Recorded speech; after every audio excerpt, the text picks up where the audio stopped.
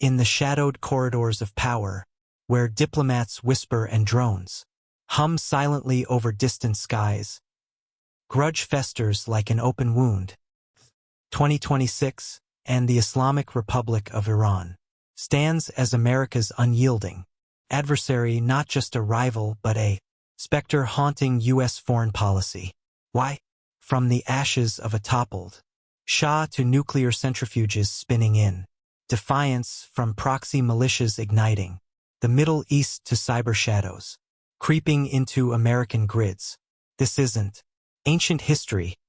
It's a live wire, crackling with tension that could ignite global war. Tonight we peel back the layers of enmity, tracing the bloodlines of betrayal, the calculus of power, and the high-stakes chess game defining our world. Buckle in. The story of why America stands against Iran is a thriller, scripted by spies, soldiers, and statesmen, and it's far from over. It begins in 1953, not with bombs or blockades, but a quiet coup that reshaped the Middle East. Tehran, the Pearl of Persia, buzzed under Shah Mohammad Reza Pahlavi, a modernizing monarch propped up by Western oil interests. But his land, reforms and secret police alienated clerics and nationalists alike. Enter the CIA and MI6, orchestrating Operation Ajax, a masterpiece of deception. They bribed mullahs, looted streets with paid protesters, and toppled Prime Minister Mossadegh, who dared nationalize Iran's oil. The Shah returned triumphant, but the seeds of resentment were sown. Iranians whispered of the Great Satan, a label that would echo for decades. Fast forward to 1979. Those whispers became a revolution. Ayatollah Ruhollah Khamenei, exiled firebrand, returned from Paris to massive crowds, chanting "Death to America." The Shah fled, and radical students stormed the U.S. embassy, blindfolding 52 Americans in a 444-day hostage crisis. President Jimmy Carter's botched rescue, Operation Eagle Claw, ended in desert flames, 8 dead, helicopters abandoned. Ronald Reagan swept in on that humiliation, but the damage was done. Iran wasn't just anti-US. It was born from American meddling, viewing Washington as the puppeteer of tyranny. The 1980s etched the feud in blood. Iraq's Saddam Hussein, armed by the U.S. to counter the revolution, invaded Iran, sparking an 8-year war that killed 1 million. America tilted toward Baghdad, supplying intelligence, chemicals for gas attacks, even dual-use tech that blurred into weapons. Iran-Contra revealed the hypocrisy. Reagan secretly sold arms to Tehran to fund Nicaraguan Contras, a scandal that exposed U.S. willingness to deal with the devil for leverage. Khomeini called it treachery. Americans saw realpolitik. By 1988, the USS Vincennes mistook an Iranian airliner for a fighter jet, shooting down Flight 655 over the Persian Gulf, 290 civilians dead. Tehran screamed murder. Washington called it fog of war. These weren't footnotes. They were foundational scars, turning rivalry into vendetta. Enter the nuclear shadow, the red line that keeps hawks awake at night. In the 2000s, Iran's uranium enrichment program surfaced, centrifuges whirring underground at Natanz and Fordow, inching toward weapons-grade fuel. President George W. Bush branded Iran part of the axis of evil in 2002, linking it to al-Qaeda and WMDs. Evidence was thin, but the fear was real. A nuclear Iran could arm Hezbollah, threaten Israel, destabilize oil routes. Obama gambled on diplomacy. The 2015 Joint Comprehensive Plan of Action, or JCPOA, froze Iran's breakout time to a year in exchange for sanctions relief. Iran shipped out 98% of its stockpile. Inspectors swarmed, but trust eroded. Israel stole nuclear archives in 2018, proving Tehran's secret weapons work pre-2003. Trump ripped up the deal in 2018, reimposing maximum pressure sanctions that cratered Iran's economy. Oil exports halved. Rial. In freefall, protests crushed. By 2020, escalation boiled over. Iranian General Qasem Soleimani, architect of the Quds Force, orchestrated proxy attacks killing hundreds of U.S. troops via roadside bombs in Iraq.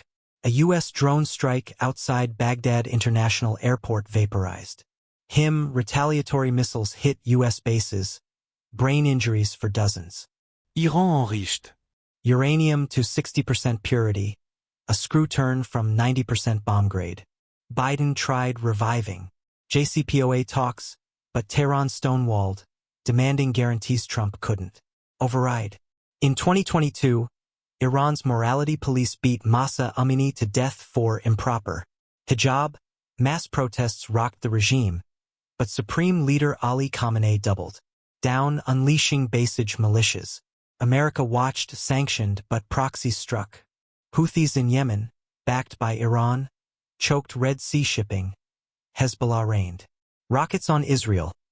Shia militias hit U.S. forces in Syria and Iraq. Cyber fronts amplified the clash. Iran's hackers, like APT-33, pierced U.S. steel mills, water systems, even election infrastructure. Retaliation for Stuxnet, the U.S.-Israeli worm that shredded Natan's centrifuges in 2010. That cyber Pearl Harbor set precedents, invisible wars where code trumps missiles.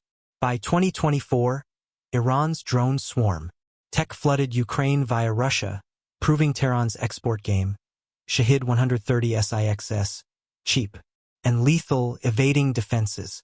U.S. intelligence warned of direct Tehran-Moscow ties, including ballistic missile blueprints. Oil factored huge. Iran sits on 10% of global reserves, but sanctions funneled petrodollars to terror proxies. The Strait of Hormuz, through which 20% of world oil flows, remains a choke point. Iranian speedboats harass tankers, mines lurk. Zoom to 2026. Tensions peak amid cascading crises. Iran's breakout time shrinks to weeks, per IAEA reports. Fordow's deep bunkers defy airstrikes. Supreme Leader Khamenei's health rumors fuel succession battles between hardliners and pragmatists.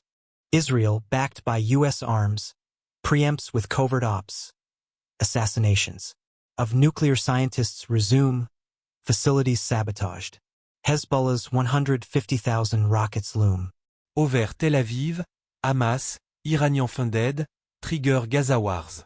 U.S. carriers patrol the Gulf. F-35s overfly Iranian airspace in shows of force. Domestically, Iran's economy buckles. Youth unemployment at 40%. Brain drain accelerates. Yet the regime exports chaos, funding anti-Israel protests in U.S. cities, laundering cash through crypto for proxies. Why this unyielding opposition? Layer 1, ideology. Iran's theocracy exports the Islamic Revolution, viewing America as decadent imperialism. Death to America isn't rhetoric, it's policy. Chants at Friday prayers, murals of Uncle Sam skewered. Khamenei-es fotvosban normalization. Layer 2, Israel. The Little Satan Alliance is ironclad. U.S. vetoes UN resolutions, provides $3.8 billion annual aid. Iran arms. Hamas, Islamic Jihad encircling the Jewish state. Layer 3, regional hegemony.